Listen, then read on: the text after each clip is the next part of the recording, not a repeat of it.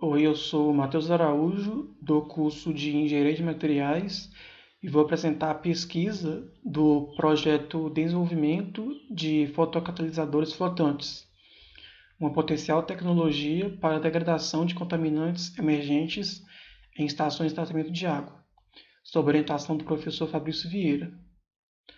Os contaminantes emergentes na água são alguns compostos orgânicos que não são removidos pelos processos tradicionais de tratamento de água, que podem causar efeitos negativos ao meio ambiente e à saúde humana. E para a degradação desses contaminantes, há os processos oxidativos avançados, que são alternativa ao tratamento de água mais tradicional. E dentro desses processos oxidativos, tem os materiais fotocatalisadores, que realizam o trabalho da fotodegradação de determinados contaminantes.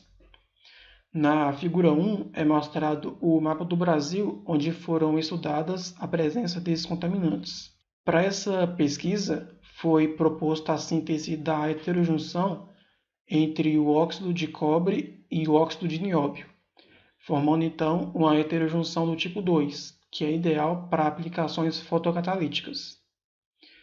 A estrutura proposta para essa heterojunção foi a estrutura Kochel, em que o núcleo seria o óxido de cobre e a casca o óxido de nióbio, pelo método de síntese dos precursores poliméricos.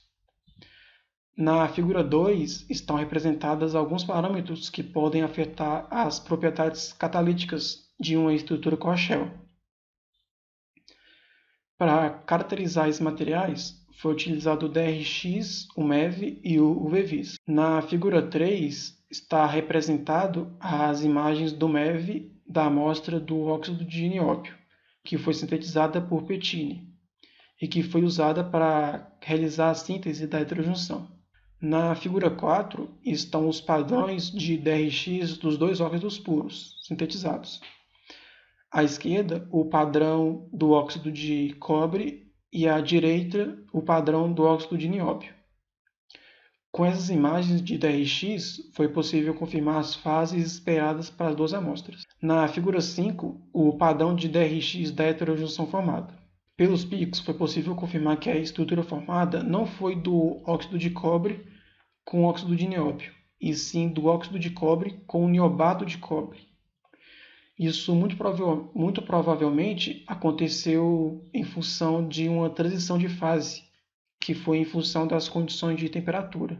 Primeiramente, pela caracterização de espectroscopia de reflectância difusa, foi obtido o gráfico de reflectância em função do comprimento de onda das 3 amostras sintetizadas. E com esses dados foi obtido o gráfico de absorção, também das 3 amostras, representados na figura 6. É possível notar que a curva em azul da heterojunção foi uma sobreposição das curvas dos óxidos puros, que é um bom resultado. Com os dados dos gráficos anteriores, foi então possível obter o gráfico do valor de band gap das amostras, com uma regressão linear na região selecionada. Na figura 7, o gráfico do óxido de cobre com o valor de band gap de 1,83 eV. E na figura 8, o gráfico do óxido de nióbio com o valor de band gap de 3,08 eV.